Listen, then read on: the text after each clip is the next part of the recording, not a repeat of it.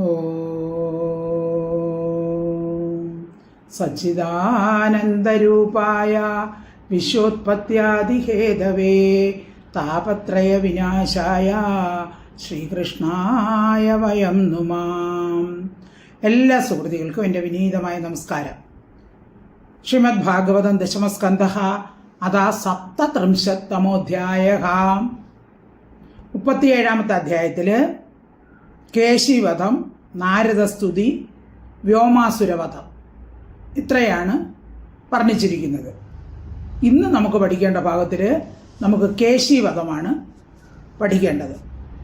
അതായത് കൃഷ്ണനെ വധിക്കുവാൻ കംസൻ കേശി എന്ന അസുരനെ അയക്കുന്നു. അവൻ ഒരു വലിയ കുതിരയുടെ രൂപത്തിൽ വന്ന് ഭൂമിയൊക്കെ കുത്തിപ്പൊളിച്ച് പൊടി പാറിപ്പിച്ച് ഭയങ്കര ശബ്ദം പുറപ്പെടുവിച്ചുകൊണ്ട് എത്തുന്നു. കൃഷ്ണനെ കണ്ടതും കൃഷ്ണനെ ചവിട്ടാനായിട്ട് ഓങ്ങുന്നു. കൃഷ്ണൻ അവൻ്റെ കാല് തൂക്കി വലിച്ചെടുത്ത് ദൂരോട്ടെറിയുന്നു. അപ്പോൾ അവൻ ബോധം കെട്ട് വീണു. ബോധം തെളിഞ്ഞപ്പോൾ വീണ്ടും വന്ന് കൃഷ്ണനെ ചവിട്ടാനായിട്ട് നോക്കുന്നു. കൃഷ്ണൻ ഉടനെ തന്നെ തൻ്റെ വലിയ കൈയെടുത്ത് അവൻ്റെ വായിൽ കുത്തിയിറക്കി ശ്വാസം മുട്ടിച്ച് അവനെ കൊല്ലുന്നു.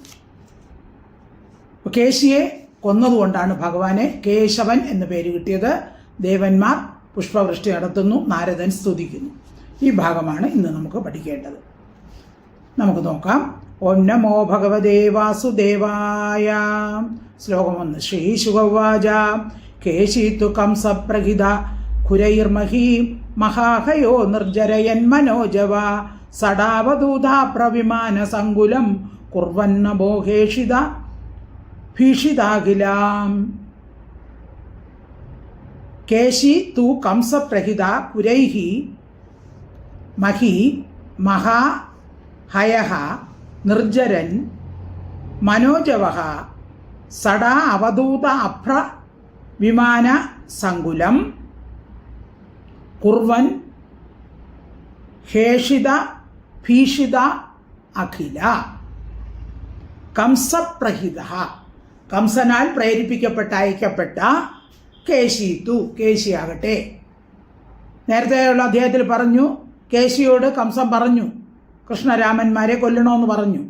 അപ്പോൾ കംസനാൽ പ്രേരിപ്പിക്കപ്പെട്ട കേശി എന്ന അസുരൻ എങ്ങനെ വന്നു? മഹാഹയക, ഒരു വലിയ കുതിര, മഹത്തായ കുതിരയായിട്ട്, ഖുരൈഹി കുളമ്പുകളാൽ, മഹീം ഭൂമിയെ, നിർജരൻ പിളർന്നുകൊണ്ട്, മനോജവഹ മനസ്സിൻ്റെ വേഗത്തിന് തുല്യം. മനസ്സിന് ഭയങ്കര ഏറ്റവും കൂടുതൽ വേഗതയുള്ള വസ്തു ഏതെന്ന് ചോദിച്ചാൽ ഏതെന്ന് പറയും? വിമാനമല്ല, മനസ്സാണ്. അപ്പം മനസ്സിൻ്റെ അത്ര വേഗതയ്ക്ക് തുല്യമായിട്ട് നഭക ആകാശത്തെ സട അവധൂത അപ്ര വിമാന സങ്കുലം, അവൻ്റെ സടകളാൽ, അവൻ്റെ കുഞ്ചിരോമങ്ങളാൽ എന്ത് ചെയ്തു? ഈ മേഘങ്ങളെയും വിമാനങ്ങളെയും എല്ലാം അവൻ തട്ടിത്തെറിപ്പിക്കുകയാണ്. മേഘങ്ങളുടെ എല്ലാം ആ പാളികളെ അവിടെ നിന്ന് ഇളക്കുന്നു. അത്രയ്ക്ക് വലിപ്പമാണ് അവൻ്റെ മുഖത്താ രോമങ്ങൾ. അവൻ ചാടുമ്പോൾ ആ മേഘത്തിലും വിമാനത്തിലുമൊക്കെ തട്ടുന്നു. ഹേഷിത ഭീഷിത അഖില, ഭയങ്കര ശബ്ദത്താൽ, കുതിരയുടെ ശബ്ദമുണ്ടല്ലോ, ഇത് വലിയ കുതിരയല്ലേ, ഭയങ്കര ശബ്ദത്താൽ, കാത് തുളയ്ക്കുന്ന ശബ്ദത്താൽ അവൻ എന്ത് ചെയ്തു? ആ വ്രജത്തിൽ പ്രവേശിച്ചു. കേശീതു കംസ പ്രഹിത ഖുരൈർമഹീം മഹാഹയോ നിർജരയൻ മനോജവ സടാവദൂതാ പ്രവിമാന സങ്കുലം കുർവന്ന മോഹേഷിത ഭീഷിതാഖില. ശ്ലോകം 2. വിശാല നേത്രോ വികടാസ്യ കോടരോ ബൃഹദ്ഗളോ നീല മഹാംബുദോപമാ ദുരാശയ കംസഹിതം ചികീർഷുർ വ്രജം സനന്ദസ്യ ജഗാമ കമ്പയൻ. വിശാല നേത്രഃ വികടസ്യ കോടരഃ വികടാസ്യ കോടരഃ ബൃഹദ്ഗളഃ നീലമഹാംബുദ ഉപമഃ ദുരാശയഃ ഹംസഹിതം ചികീർഷുഃ വ്രജം സഹ നന്ദസ്യ ജഗാമ കമ്പയൻ. വിശാല നേത്രം, അവൻ്റെ കണ്ണുകളോ വലിയ കണ്ണുകൾ, വിശാലമായ നേത്രം. വികാസ്യ കോടരഹ, ഇനി വായാണെങ്കിലോ വലിയ വിസ്തീർണമായ വാ. ബൃഹത് ഗളഹ, തടിച്ച കഴുത്ത്. നീല മഹാംബുധ ഉപമ, നീലമേഘങ്ങൾക്ക് തുല്യമായി നിറത്തോടും. ദുരാശയ, ദുഷ്ടമായ മനസ്സോടുകൂടി. കംസഹിതം, കംസന്റെ ഇഷ്ടത്തെ. ചികീർഷു, ചെയ്യാൻ ഇച്ഛിച്ചുകൊണ്ട്.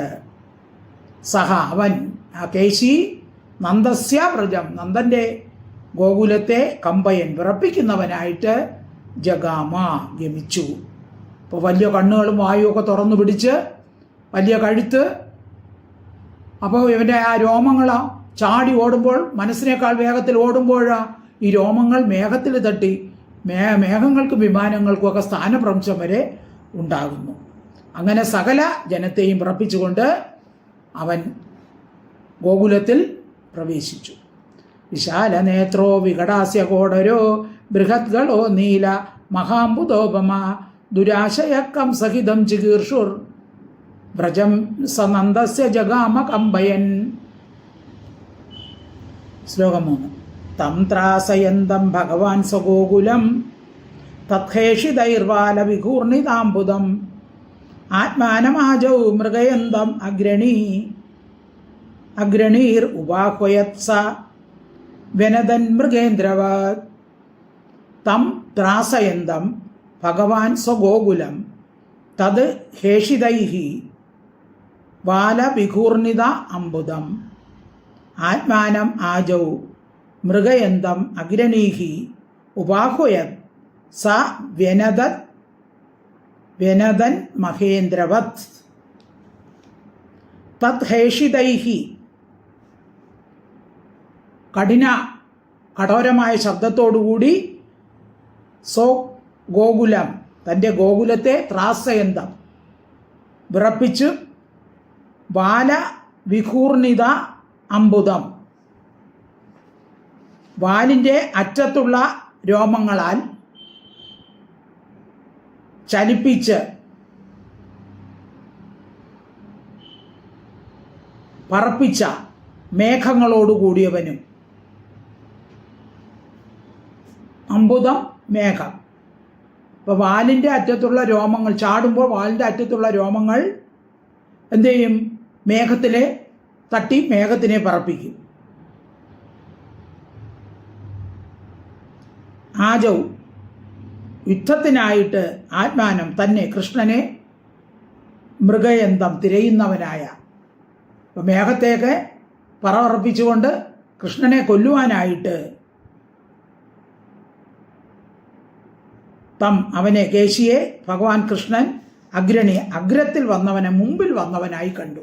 അപ്പോൾ കൃഷ്ണനെ കൊല്ലാനായിട്ട് ഓടി വന്നപ്പോൾ കൃഷ്ണൻ മുമ്പിൽ തന്നെ നിൽക്കുന്നു. അഗ്രത്തിൽ വന്നവനായിട്ട് ഉപാഹ്വയെ, സമീപത്തിൽ വിളിച്ചു. അപ്പോൾ കൃഷ്ണൻ എന്ത് ചെയ്തു? നീങ്ങി വാ എന്ന് പറഞ്ഞ് അവനെ വിളിക്കുകയാണ്. സഹ, അവൻ, കേശി, മൃഗേന്ദ്ര, സിംഹത്തെ പോലെ വനത അലറി. അപ്പോൾ കൃഷ്ണൻ നോക്കിയപ്പോൾ അവൻ ചാടിക്കൊണ്ട് വരെയാണ് കൃഷ്ണനെ കൊല്ലാനെന്ന്. എല്ലാം അറിയാമല്ലോ, കൃഷ്ണനെ എല്ലാം അറിയാമല്ലോ, കൃഷ്ണൻ സർവജ്ഞനല്ലേ, അപ്പോൾ എല്ലാം അറിയാം, ഇത് എന്തിനാണ് വന്നതെന്നെല്ലാം അറിയാം. അപ്പോൾ കൃഷ്ണൻ അവനെ ഇങ്ങോട്ട് വിളിച്ചു. അപ്പോൾ അവൻ എന്ത് ചെയ്തു? ഒരു സിംഹത്തെ പോലെ അലറി. തം ത്രാസയന്തം ഭഗവാൻ സ്വഗോകുലം തത്ഹേഷിതൈർവാല വിഘൂർണിതാംബുദം ആത്മാനമാജൗ മൃഗയന്തം അഗ്രണീർ ഉപാഹ്വയത് സ വനദൻ മൃഗേന്ദ്രവത്. ശ്ലോകം 4.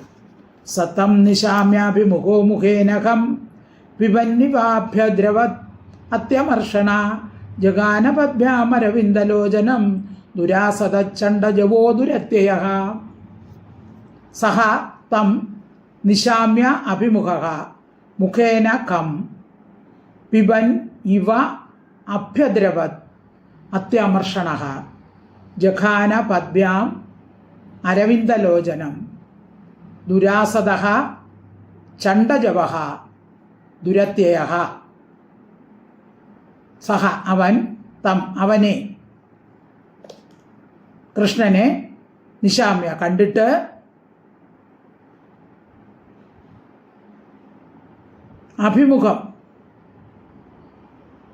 അഭിമുഖമായിട്ട് വന്ന് നേർമുഖമായിട്ട് വന്ന് മുഖം കൊണ്ട് ആകാശത്തെ പിബൻ പാനം ചെയ്യുന്നുവോ എന്ന് തോന്നുമാറ് എന്നുവെച്ചാൽ വാ പിളർന്നിരിക്കുകയില്ലേ.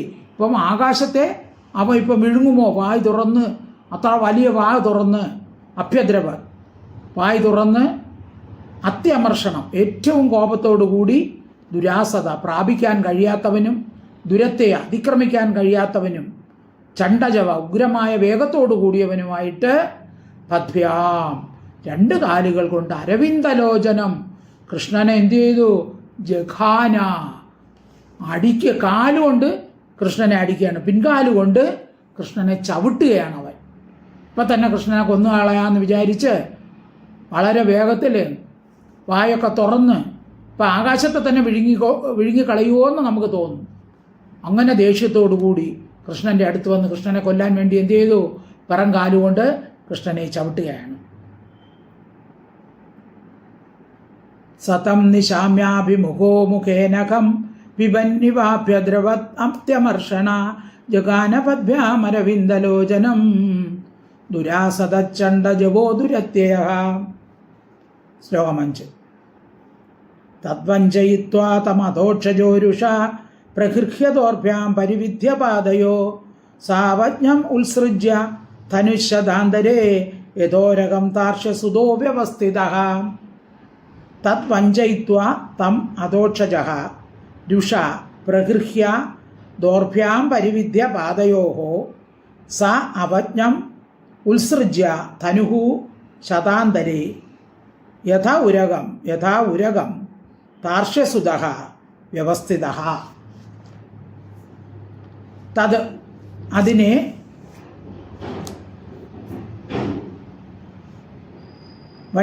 വഞ്ചിച്ചിട്ട്, അതായത് അവൻ കാലുകൊണ്ട് ചവിട്ടിയല്ലോ, ആ കൃഷ്ണൻ ചവിട്ടുകൊള്ളാതെ അധോഷജ കൃഷ്ണൻ രുഷ ഭാവത്തോടെ ദോർഭ്യം കൈകൾ കൊണ്ട് പാദയോഹോ പാദങ്ങൾ പ്രഗൃഹ്യ കൃഷ്ണനെ ചവിട്ടാൻ വാങ്ങിയ കാലിനെ എന്ത് ചെയ്തു? 2 കാലിനെയും പിടിച്ചു. പ്രഗൃഹ്യ പിടിച്ചിട്ട് പരിവൃത്യ ചുറ്റി കാലി പിടിച്ച് അവനെ ചുഴറ്റി. സാ അവജ്ഞം അവജ്ഞയോടുകൂടി ഉരകം സർപ്പത്തെ താർഷ്യസുത ഗരുഡൻ എന്ന പോലെ. അപ്പോൾ ഗരുഡൻ എങ്ങനെയാണോ സർപ്പത്തിനെ കൊല്ലുന്നത് അതുപോലെ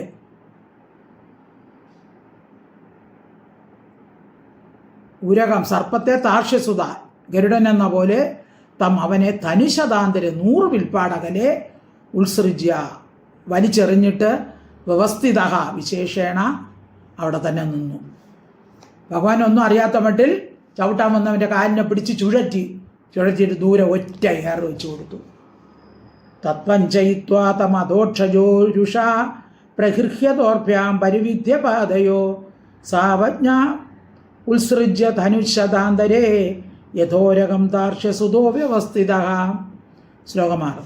സലക്തസജ്ഞ പുനരുദ്ധിതോരുഷ വ്യാദായ കേശി തരസാപതദ്ഹരിം സോപ്യസ്യ വക്ത്രേ ഭുജമുത്തരം സ്മയൻ പ്രവേശയാമാസ യഥോരകംബിലേ.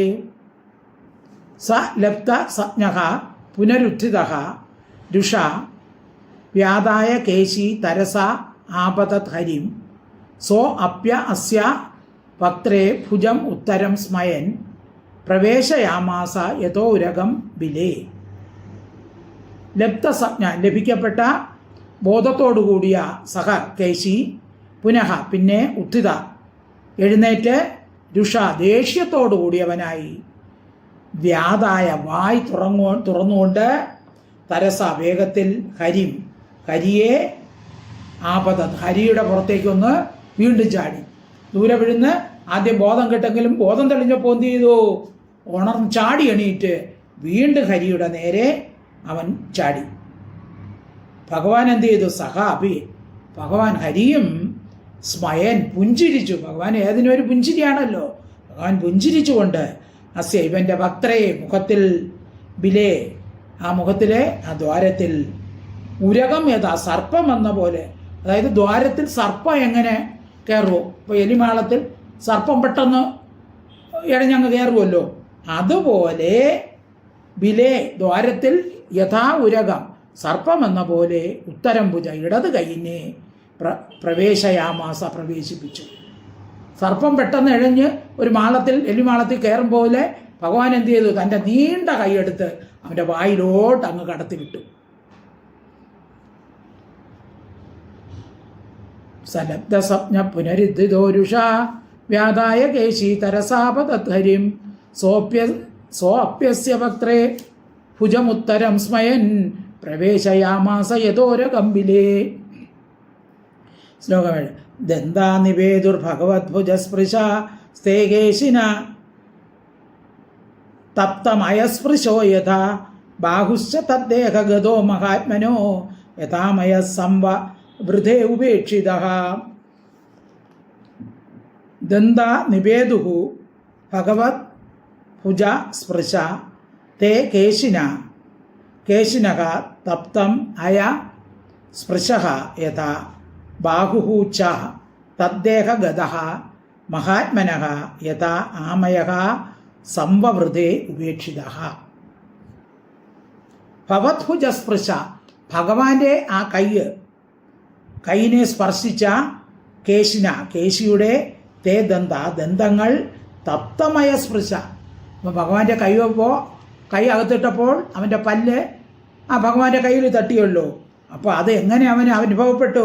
തപ്ത അയസ്പൃശ യഥാ. നല്ല ചുട്ടു പഠിപ്പിച്ച ഒരു ഇരുമ്പിൽ സ്പർശിച്ചാൽ എങ്ങനെ ഇരിക്കുമോ അതുപോലെ അവൻ്റെ പല്ലുകളൊക്കെ എന്ത് ചെയ്തു? നിവേദു മുറിഞ്ഞ് താഴെ വീണുപോയി. ഭഗവാന്റെ കൈ കയറ്റിയപ്പോൾ ഭയങ്കര ഒരു ലോകകഷ്ണം വായിക്കാത്തടുത്ത് വെച്ചാൽ എങ്ങനെ ഇരിക്കും അതുപോലെ ചൂട് അനുഭവപ്പെട്ട അവൻ്റെ പല്ലെല്ലാം നിവേദു മുറിഞ്ഞു വീണു.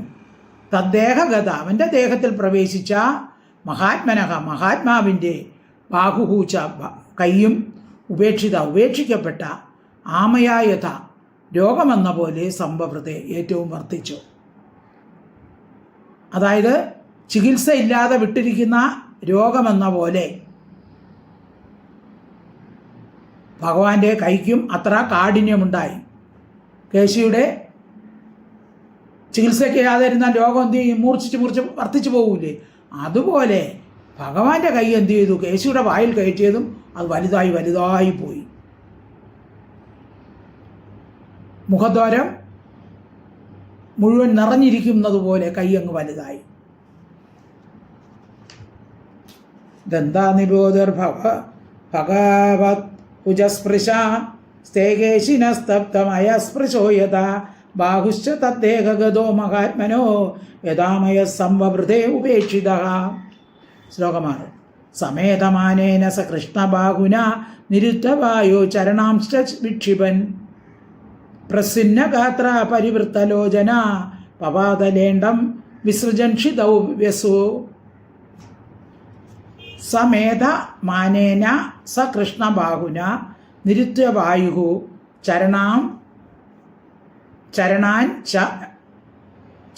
വിക്ഷിപൻ പ്രസിന്നഗാത്ര പരിവൃത്തലോചന പപാതലേണ്ഡം വിസൃജൻ ക്ഷിതൗ വ്യസു. സമേധമാനേന നന്നായി വർദ്ധിച്ചു വരുന്ന കൃഷ്ണബാഹുന കൃഷ്ണൻ്റെ കൈകളാൽ കൃഷ്ണൻ്റെ കൈ അവൻ്റെ വായ്ക്കകത്തിട്ടതും വലിപ്പം കൂടി വരികയാണ്. നിരുദ്ധവായു അപ്പോൾ വായു തടസ്സമുണ്ടായി അവന്. അവൻ ചരണാൻ കാലുകളെ വിക്ഷിപൻ കാലുകളെയൊക്കെ അവൻ കൈകാലിട്ട് അടിച്ചു തുടങ്ങി. പ്രസിന്നഗാത്ര ശരീരമൊക്കെ വിയർത്തു. പരിവൃത്തലോചന കണ്ണുകളൊക്കെ ഉരുണ്ടു. ലേണ്ഡം അതായത് മലം വിസർജൻ അത് പ്രാണം പോവുകയാണ്. അപ്പോൾ അവൻ്റെ ഉള്ളിൽ കിടന്ന ആ പഴയ മലമെല്ലാം വെളിയിലോട്ട് പോയി. വ്യസു പ്രാണഹീനനായിട്ട് ക്ഷിതോ ഭൂമിയിൽ പപാത പതിച്ചു. ഭഗവാന്റെ ആ ഉരുക്ക് പോലത്തെ കൈ അത് ഒരു കുഞ്ഞു കൈ എന്നാണ് അവൻ വിചാരിച്ചത്. അതകത്തിട്ടപ്പോഴോ അത് വലുതായി ഇരുമ്പ് ചുട്ടുപഴുപ്പിച്ച പോലെ ഭയങ്കര ചൂട്. അവൻ്റെ പല്ലെല്ലാം കൊഴിഞ്ഞു പോയി. അവന് ശ്വാസം മുട്ടി. പിന്നെ വേർത്ത് കണ്ണൊക്കെ തള്ളി അവൻ്റെ പ്രാണം പോയി. അവൻ ഭൂമിയിൽ വീണു. സമേതമാനേന സ കൃഷ്ണബാഹുന നിരുദ്ധവായുശ്ചരണാംശ്ച വിക്ഷിപൻ പ്രസിന്നഗാത്ര പരിവൃത്തലോചന പപാതലേണ്ടം വിസജൻഷിതൗ വ്യസു. ശ്ലോകം 9. തദ്ദേഹതകർക്കിടാഫലോപമാത് വ്യസോറപാകൃഷ്യ ഭുജം മഹാഭുജ അവിസ്മിതോ അയത്നഹതാരിർ ഉസ്മയൈ പ്രസൂനവർഷൈർ ദിവിജൈർ അഭിഷ്ടുത. തദ്ദേഹ കർക്കടിക ഫല ഉപമാത് വ്യസോഹോ അപാകൃഷ്യ ഭുജം മഹാഭുജക അവിസ്മിത അയത്ന ഹതാരിഹി ഉസ്മയൈഹി പ്രസൂനവർഷൈഹി ദിവിജൈഹി അഭിഷ്ടുത. അപ്പോൾ കേശിയുടെ പ്രാണം പോയല്ലോ. വ്യസോ പ്രാണഹീനനായ അവൻ്റെ കർക്കടിക ഫലോപമാത് കൽക്കരി എന്ന ഫലം, അതായത് കക്കരി എന്ന് പറഞ്ഞാൽ ഒരെണ്ണം വെള്ളരിക്കയാണ്. മൂത്ത വെള്ളരിക്ക വിണ്ട് കീറും പോലെ നല്ല മൂത്ത കർക്കടിക ഫലം ഒരെണ്ണം വെള്ളരിക്ക മൂത്ത് പോകുമ്പോൾ അപ്പോൾ അതിൽ ഇങ്ങനെ വിള്ളലൊക്കെ വരും. തദ്ദേഹ അവൻ്റെ ദേഹത്തിൽ നിന്ന് മഹാഭുജ മഹത്തുക്കളായ ഭുജങ്ങളോട് കൂടിയവനും അയത്നഹതാരി എളുപ്പത്തിൽ ഹനിക്കപ്പെട്ട ശത്രുക്കളോട് കൂടിയവനും ആയ ഭഗവാൻ ഭുജം കൈയിനെ അപാകൃഷ്യ വലിച്ചെടുത്തിട്ട് വിസ്മയഹീനനായി നിന്നു.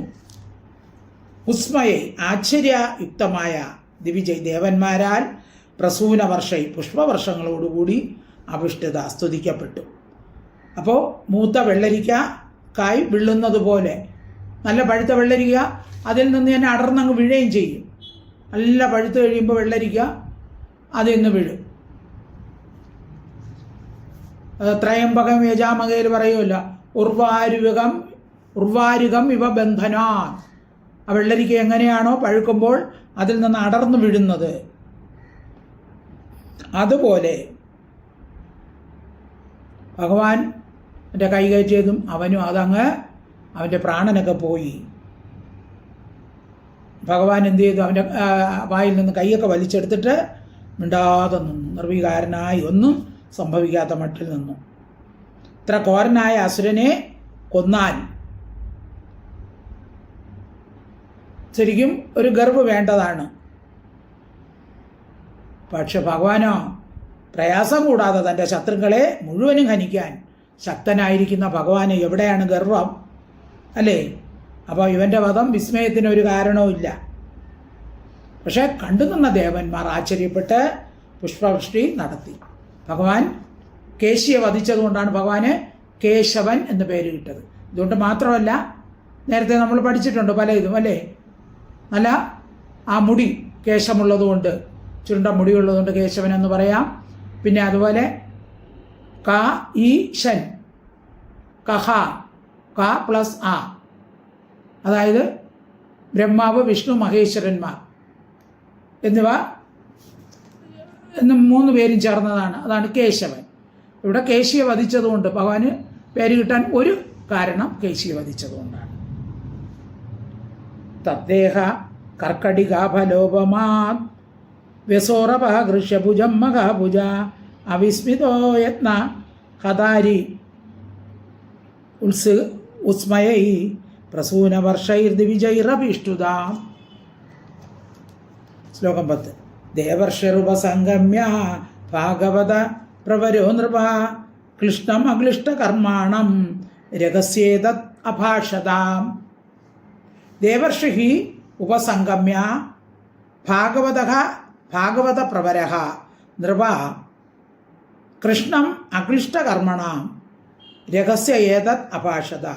നൃപ, ഹേ രാജാവേ, ഭാഗവത പ്രവര ഭഗവത് ഭക്തന്മാരിൽ വെച്ച് മുഖ്യനായിരിക്കുന്ന ദേവർഷി നാരദൻ അക്ലിഷ്ടകർമ്മണം ക്ലേശമില്ലാതെ കർമ്മം നടത്തുന്ന കൃഷ്ണനെ ഉപസംഗമ്യ പ്രാപിച്ചിട്ട് രഹസ്യ ഏകാന്തത്തിൽ ഏതത് ഇതിനെ അഭാഷത പറഞ്ഞു. അപ്പോൾ ഭഗവാൻ കേശിയെ കൊന്നതിന് ശേഷം നാരദ മഹർഷി അവിടെ എത്തി. നാരദ മഹർഷി പറഞ്ഞു, ഹേ രാജാവേ, ഇത് ശുഗൻ പറയാണ്, രാജാവേ, നാരദ മഹർഷി പറഞ്ഞത് ശ്രദ്ധിച്ച് കേൾക്കുക. ശുഗൻ പരീക്ഷത്തിനോട് പറയുന്നു. അപ്പം നാരദ മഹർഷി എത്തി. നാരദ മഹർഷി അവിടെ എത്തി എന്ത് പറഞ്ഞു എന്നുള്ളത് ശ്രദ്ധിച്ച് കേൾക്കുക.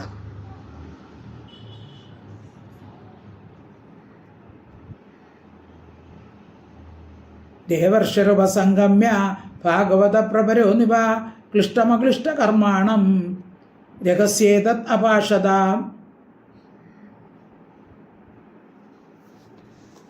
ശ്ലോകം 11. ഇനി നാരദൻ്റെ സ്തുതിയാണ്. 11 മുതൽ 11ാമത്തെ ശ്ലോകം മുതൽ 25ാമത്തെ ശ്ലോകം വരെ നാരദൻ്റെ സ്തുതിയാണ്. നാരദൻ സ്തുതിക്കുകയാണ്. കൃഷ്ണ കൃഷ്ണ അപ്രമേയാത്മൻ യോഗേശ ജഗദീശ്വര വാസുദേവാഖിലവാസ സാത്വതാം പ്രവര പ്രഭു. കൃഷ്ണ കൃഷ്ണ, അല്ലയോ കൃഷ്ണ, നാരദൻ വിളിക്കുകയാണ്. അപ്രമേയാത്മൻ, ആർക്കും അങ്ങയുടെ രൂപം ഇന്നവിധമാണെന്ന് നിരൂപിക്കാൻ കഴിയാത്തതാണ്. യോഗേശായി, യോഗങ്ങളുടെ ഈശ്വരൻ, യോഗികൾക്ക് ഫലം നൽകാൻ കഴിവുള്ളവനാണ് ഭഗവാൻ. അതുകൊണ്ട് യോഗികളുടെ ഈശ്വരനാണ്. ജഗദീശ്വര, ലോകങ്ങളുടെ നേതാവാണ്. വസുദേവൻ്റെ പുത്രനാണ്. അഖിലവാസ, സർവത്തിൻ്റെയും ആധാരഭൂതനാണ്. സാത്വതാം പ്രവര, ഭക്തന്മാരുടെ രക്ഷകൻ. പ്രഭു, അല്ലയോ സമർത്ഥനായിട്ടുള്ളവനെ. ഇതെല്ലാം ഭഗവാനെ വിളിക്കുന്ന പേരുകളാണ്. കാര്യം പറഞ്ഞില്ല, ഭഗവാനെ വിളിക്കുകയാണ്. കൃഷ്ണ കൃഷ്ണ അപ്രമേയാത്മൻ യോഗേശ ജഗദീശ്വര വാസുദേവാഖിലവാസ സാത്വതാം പ്രവര പ്രഭോ. ശ്ലോകം 12. ത്വമാത്മാ സർവഭൂതാനാം ഏകോ ജ്യോതിരിവേധസാം ഗൂഢോ ഗുഹാശയ സാക്ഷി മഹാപുരുഷ ഈശ്വരഃ. ത്വം ആത്മാ സർവഭൂതാനാം ഏകഃ ജ്യോതിഃ ഇവ ഏധസാം. ത്വം, അങ്ങ്, ഏധസാം, വിറകുകളുടെ ഉള്ളിൽ, ജ്യോതി ഇവ, പ്രകാശമെന്ന പോലെ. അപ്പം അങ്ങ് എല്ലാത്തിലും നിറഞ്ഞിരിക്കുകയാണ്. വിറകിൽ പ്രകാശം പോലെയും. സർവഭൂതാന, സർവഭൂതങ്ങളുടെ ഉള്ളിൽ, ഏകഃ ആത്മാ, ഏകനായ ആത്മാവുമാകുന്നു. ഗൂഢഃ, ആരാലും അറിയപ്പെടാത്തവനും. ഗുഹാശയഃ, ഹൃദയഗുഹയിൽ ഇരിക്കുന്നവനും. സാക്ഷി, എല്ലാം സാക്ഷിയായിട്ട് കാണുന്നവനും. മഹാപുരുഷ, മഹാനായ പുരുഷനും. ഈശ്വരഃ, എല്ലാത്തിൻ്റെയും നേതാവുമാണ് അങ്ങ്. അപ്പം അങ്ങ് എല്ലാത്തിലും ഇരിക്കുന്നതാണ്. എല്ലാവരുടെയും ഹൃദയഗുഹയിൽ ഇരിക്കുകയാണ്. എന്നാൽ അല്ലെങ്കിൽ അറിയപ്പെടാൻ സാധിക്കുമോ? ഇല്ല. എല്ലാം സാക്ഷിയായിട്ട് കാണുന്നവനാണ്. എല്ലാത്തിൻ്റെയും നേതാവാണ്. വിറകുകളിൽ അഗ്നി പോലെ ഇരിക്കുന്നവനാണ്. ത്വമാത്മാ സർവഭൂതാനാം ഏകോ ജ്യോതിർവേധസാം ഗൂഢോ ഗുഹാശയ സാക്ഷി മഹാപുരുഷ ഈശ്വരഃ. ശ്ലോകം 13. ആത്മനാത്മാശ്രയാ പൂർവം മായയാ സസൃജേ ഗുണാൻ തൈരിതം സത്യസങ്കൽപ്പ സൃജസ്യ അസ്യ അവസീശ്വര. സൃജസ്യവസീശ്വര. ആത്മന ആത്മാശ്രയഃ പൂർവം മായയാ സസൃജേ ഗുണാൻ തൈഹി ഇദം സത്യസങ്കൽപ്പഃ സൃജസി അത്സി അവസി ഈശ്വരഃ. സൃജസ്യവസീശ്വരഃ, 4 വാക്കാണ്. സൃജസി അസ്സി അവസി ഈശ്വരഃ. ആത്മാശ്രയ, തന്നെത്താൻ ആശ്രയിച്ചിരിക്കുന്ന ഭഗവാൻ. തന്നെ താൻ ആശ്രയിച്ചിരിക്കുന്ന ഭഗവാൻ എന്നുവെച്ചാൽ സർവത്തിനും ആധാരമായിരിക്കുന്ന ഭഗവാൻ. ആത്മന, സ്വരൂപഭൂതനായിരിക്കുന്ന മായ കൊണ്ട് പൂർവം, ആദ്യം ഗുണാൻ, ഗുണങ്ങളെ സൃഷ്ടിച്ചു. സസൃജേ, സൃഷ്ടിച്ചു. അപ്പോൾ ഭഗവാൻ, എല്ലാത്തിൻ്റെ ആധാരം ഭഗവാനാണ്. ഭഗവാൻ എന്ത് ചെയ്തു? തൻ്റെ സ്വരൂപമായിരിക്കുന്ന മായയെ കൊണ്ട് ആദ്യം ഗുണങ്ങളെ സൃഷ്ടിച്ചു. സത്യസങ്കല്പ, സത്യമായ സങ്കല്പത്തോടുകൂടിയ ഈശ്വരനായ ഭഗവാൻ തൈഹി, അവയെ കൊണ്ട് ഇതിനെ സൃജസി, സൃഷ്ടിക്കുന്നു. അത്സി, നശിപ്പിക്കുന്നു. അവസി, രക്ഷിക്കുന്നു. അപ്പോൾ ഭഗവാൻ സൃഷ്ടിക്കുന്ന ആരെ കൊണ്ടാണ് സൃഷ്ടിക്കുന്നത്? മായയെ കൊണ്ടാണ് ഭഗവാൻ ഗുണങ്ങളെ സൃഷ്ടിച്ചതും ലോകത്തെ സൃഷ്ടിച്ചതും സംരക്ഷിച്ചതും അതിനെ ഇല്ലാതാക്കുന്നതുമെല്ലാം മായ കൊണ്ടാണ്. ഭഗവാന്റെ ശക്തിയായ മായയിൽ നിന്നാണ് ഗുണങ്ങളെയും ലോകത്തെ എല്ലാം സൃഷ്ടിച്ചിരിക്കുന്നത്. പൂർവം മായയാ സസൃജേ ഗുണാൻ തൈറിതം സത്യസങ്കൽപ്പ സൃജസ്യ അവസീശ്വര. ശ്ലോകം 14. സത്വം ഭൂതരഭൂതാനാം ദൈത്യപ്രമദരക്ഷസാം അവതീർണോ വിനാശായ സേതൂനാം രക്ഷണായ ച. സഹ ത്വം ഭൂതരഭൂതാനാം, സഹ ത്വം ആ നിന്റൊരുവടി ഭൂതരഭൂതാനാം ഭൂതരന്മാരായി ഭവിച്ചിരിക്കുന്ന, അതായത് ഭൂതരൻ എന്ന് വെച്ചാൽ രാജാക്കന്മാരായി ജനിച്ചിരിക്കുന്ന ദൈത്യ പ്രമദരക്ഷസാം അസുരന്മാർ, പ്രമദഭൂതങ്ങൾ, രക്ഷസാം രാക്ഷസന്മാർ, ഇവരുടെ വിനാശയ നാശത്തിനായിക്കൊണ്ടും സേതൂന മര്യാദകളുടെ രക്ഷണായ പരിപാലനത്തിനായിക്കൊണ്ടും അവതീർണ അവതരിച്ചിരിക്കുന്നു. അപ്പോൾ എല്ലാത്തിനും ആധാരമായ സർവേശ്വരനായ ഭഗവാൻ രാജാക്കന്മാരായി ജനിച്ചിരിക്കുന്ന അസുരന്മാരെയും ഭൂതങ്ങളെയും രാക്ഷസരെയും സംഹരിച്ച് ഭൂമിഭാരത്തെ തീർക്കാനും സാധുക്കളെ അനുഗ്രഹിച്ച് ലോകമര്യാദകൾ പാലിക്കാനും വേണ്ടി ലോകത്തിൽ ഇപ്പോൾ അവതരിച്ചിരിക്കുകയാണ്. നാരദൻ സ്തുതിക്കുന്നതാണ്. ശ്ലോകം 15. ദിഷ്ട്യാതേ നിഹതോ ദൈത്യോ ലീലായാം ഹയാകൃതി യസ്യ ഹേഷിത സന്ത്രസ്ത ത്യജത്യമി അനിമിഷാദിവം. ദിഷ്ട്യാ തേ നിഹതഃ ദൈത്യഃ ലീല അയം ഹയാകൃതി യസ്യ ഹേഷിത സന്ത്രസ്താഃ ത്യജന്തി അനിമിഷ ദിവ. യസ്യ യാതൊരുത്തൻ്റെ ഹേഷിത സന്ത്രസ്താഹ ഭയങ്കര ശബ്ദത്താൽ ഏറ്റവും ഭയപ്പെട്ട അനിമിഷ ദേവന്മാർ ദിവം സ്വർഗത്തെ ത്യജന്തി ഉപേക്ഷിക്കുന്നു. ഇവൻ്റെ ഈ ഭയങ്കര ശബ്ദം കേട്ട് ദേവന്മാർ പോലും സ്വർഗത്തിൽ നിന്ന് ഓടിപ്പോയി എന്നാണ്. അപ്പോൾ അതിൻ്റെ ശബ്ദം എത്രയെന്ന് ആലോചിച്ച് നോക്കണം. ഹയാകൃതി കുതിരയുടെ രൂപം ധരിച്ചിരിക്കുന്ന അയം ദൈത്യ ഈ അസുരൻ ലീലയായിട്ട് പ്രയാസം കൂടാതെ തേ അങ്ങയാൽ നികത കൊല്ലപ്പെട്ടു. ദൃഷ്ട്യ ഭദ്രം ഭാഗ്യം. അപ്പോൾ കേശയെ ഭഗവാൻ എന്തായാലും കൊന്നു. ദുഷ്ടനാശനത്തിനാണല്ലോ ഭഗവാന്റെ അവതാരം. ദൃഷ്ട്യാതേ നിഹതോ ദൈത്യോ ലീലായം ഹയാകൃതി യസ്യ കേഷിത സന്ത്രസ്ത തജന്ത്യ അനിമിഷാദിവം. ശ്ലോകം 16. ചാണൂരം മുഷ്ടികം ചൈവ മല്ലാൻ അന്യാംശ്ച ഹസ്തിനം കംസം ച നിഹതം ദ്രക്ഷേ പരശോഹനി തേ വിഭോ. വിഭോ അല്ലയോ സർവസമർത്ഥ.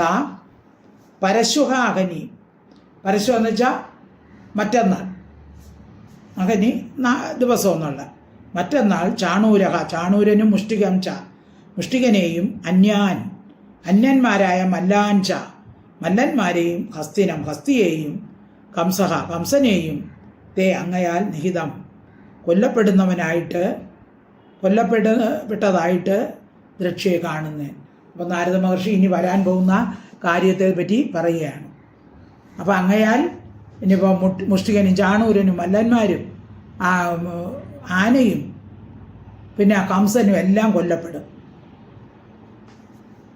ചാണൂരം മുഷ്ടികം ചൈവ മല്ലാനന്യാൻശ്ച ഹസ്തിനം കംസം ച നിഹിതം ദ്രക്ഷേ പരശ്വഹനി തേ വിഭോ. ശ്ലോകം 17.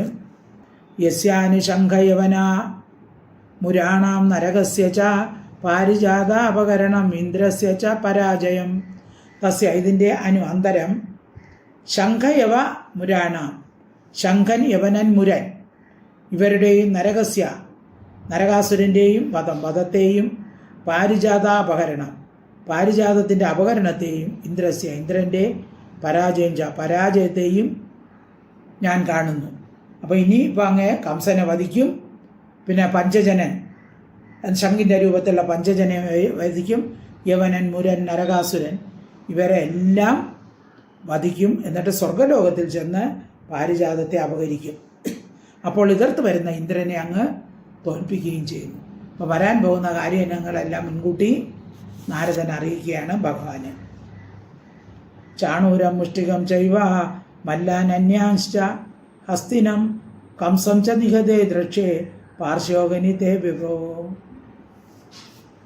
നമുക്കിന്നിവിടെ നിർത്താം. അല്ല, ഇനി ഒരു ശ്ലോകം കൂടെ പഠിക്കാം. ശ്ലോകം 17. അല്ല, അത് പഠിച്ചു, അതും കൂടെ വായിക്കാം.